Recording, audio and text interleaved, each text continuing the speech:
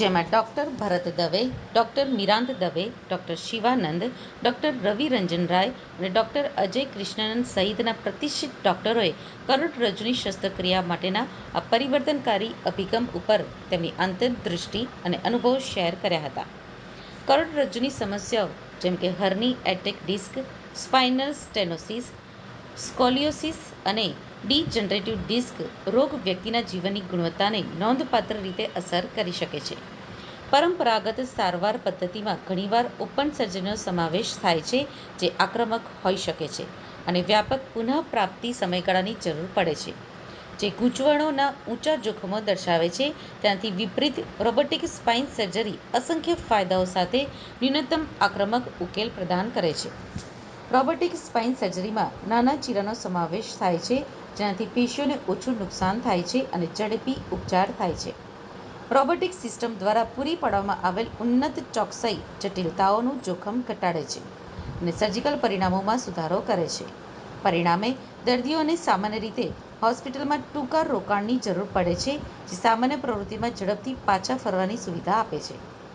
સ્તવ્ય spine hospital દ્વારા robotic spine સર્જરીની જાગરૂકતા માટે પ્રેસ મીટનું આયોજન કર્યું હતું, જેમાં doctor Bharat Dave, doctor Mirant Dave, doctor Shivanand, doctor Ravi Ranjan Rai અને ડૉક્ટર અજય કૃષ્ણનન સહિતના પ્રતિષ્ઠિત ડૉક્ટરોએ કરોડરજ્જુની શસ્ત્રક્રિયા માટેના આ પરિવર્તનકારી અભિગમ પર તેમની આંતરદૃષ્ટિ અને અનુભવો શેર કર્યા હતા. સ્તવ્ય સ્પાઇન હોસ્પિટલના સ્થાપક અને કન્સલ્ટન્ટ સ્પાઇન સર્જન ડૉક્ટર ભરત દવેએ નવી ટેકનોલોજી વિશે તેમનો ઉત્સાહ વ્યક્ત કરતા જણાવ્યું હતું કે અમારી સંસ્થામાં રોબોટિક સ્પાઇન સર્જરીની રજૂઆત દર્દીઓ માટે ચોક્કસ અને ન્યૂનતમ આક્રમક સારવારના વિકલ્પો પ્રદાન કરવામાં એક મહત્વપૂર્ણ પહેલ કરે છે. કરોડરજ્જુની વિકૃતિઓ સાથે આ ટેકનોલોજી આપણા દર્દીઓ માટે શ્રેષ્ઠ પરિણામો અને જીવનની ગુણવત્તા સુધારવાની અમારી ક્ષમતાને વધારે છે.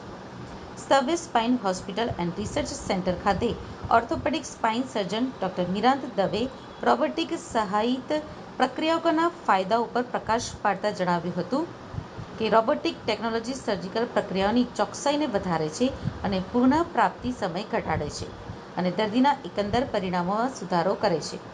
આ નવીન અભિગમ અને પરવાનગી આપે છે કરોડરજ્જુની જટિલ સમસ્યાઓને વધુ ચોકસાઈ અને સલામતી સાથે સંબોધિત કરો. Stavya spine hospital and research institute robotic spine surgery કરવા માટે કરોડરજ્જુની સંભાળમાં એક અભૂતપૂર્વ સિદ્ધિની જાહેરાત કરતા ગર્વ અનુભવે છે. આ અગ્રણી પહેલ કરોડરજ્જુની સમસ્યાઓની સારવારમાં નોંધપાત્ર કૂદકો રજૂ કરે છે. દર્દીઓને પરંપરાગત શસ્ત્રક્રિયા પદ્ધતિઓ માટે સુરક્ષિત, વધુ ચોક્કસ અને ન્યૂનતમ આક્રમક વિકલ્પ પ્રદાન કરે છે.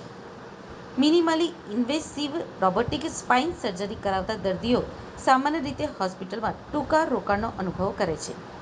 ઘણી વખત માત્ર થોડા દિવસોમાં મોટો ચીરો અને વધુ વ્યાપક ઉપચાર પ્રક્રિયાને કારણે ઓપન સર્જરી માટે જરૂરી લાંબા હોસ્પિટલમાં દાખલ થવાની સરખામણીમાં આ અદ્યતન અભિગમ માત્ર દર્દીના પરિણામોને સુધારે છે એટલું જ નહીં, પરંતુ પશ્ચિમ ભારતમાં તબીબી સંશોધનમાં અગ્રણી તરીકે હોસ્પિટલની સ્થિતિને મજબૂત બનાવે છે. મશીન છે જે અમને મેગ્નિફિકેશન આપે છે 25%થી 50% સુધી, 25થી 50% ઘણું, અને એના કારણે અમારું પ્રિસિઝન વધે છે. એના પર જો અમે 3D ગ્લાસ પહેરીને જોઈએ તો 3 ડાયમેન્શન દેખાય. જેમ આપણે મૂવીમાં જોઈએ તો 3D ગ્લાસની સામે આપણને વસ્તુ સામે આવતી દેખાય, એવી રીતે અમારું ડેપ્થ પરસેપ્શન, ઊંડાઈનું પરસેપ્શન એ 3D ગ્લાસીસના કારણે ઘણું સારું કરી શકીએ છીએ. એટલે અમુક સર્જરી જેમાં ટ્યુમર સર્જરી હોય, જેમાં મિનિમલી ઇન્વેઝિવ સર્જરી સ્પાઇનની કરીએ છીએ, તો એ બધામાં અમારું પ્રિસિઝન, અમારું ડેપ્થ પરસેપ્શન ઘણું સરસ અમે બ્રહ્માસ્ત્રથી કરી શકીએ છીએ. સર, ખાસ કરીને જે પહેલાં સ્પાઇન સર્જરી કરવામાં આવતી અને અત્યારે જે રોબોટિક સ્પાઇન સર્જરી કરવામાં આવી છે, શું તફાવત હતો? રોબોટિક સ્પાઇન સર્જરીના કારણે પ્રિસિઝન વધે છે, ચોકસાઈ વધે છે, નાના નાના કાણામાંથી સર્જરી કરી શકીએ છીએ.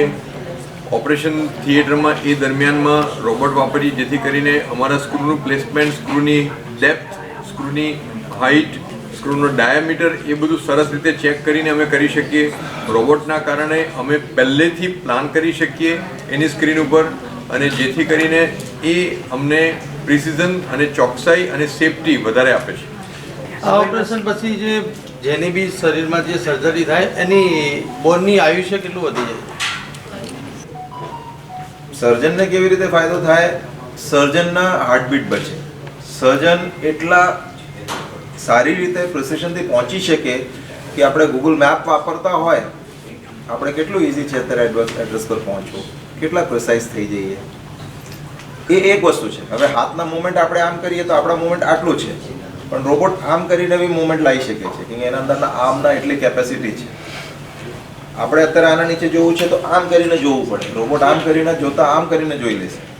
સો એ રોબોટના આર્મની ફ્લેક્સિબિલિટી છે કે એ કઈ બી જગ્યામાં એ ડાયરેક્શનમાં આવી જાય. અને આ બધી સર્જરીઓ જેમ રોબોટિક સર્જરીની વાત કરી, સ્કોલિયોસિસની સર્જરી બધા 4 કલાક 8 કલાક 9 કલાકની સર્જરી છે. અને તમે માનશો નહીં કે એ થકાડી દે આપણને, સર્જન રીતે બી એટલું મોટી સર્જરીઓ છે. અને આમ કરીને કોઈ સર્જરી કરે, તમે વિચારો કે હું થાકતો કે આપણને કોઈ દુખાવો થતો સર્જરી કરતા હોય, અને એ જ રીતે આપણે આમ કરતા હોય અને રોબોટને ગાઈડ કરતા હોય, કેટલું સહેલું થઈ જાય.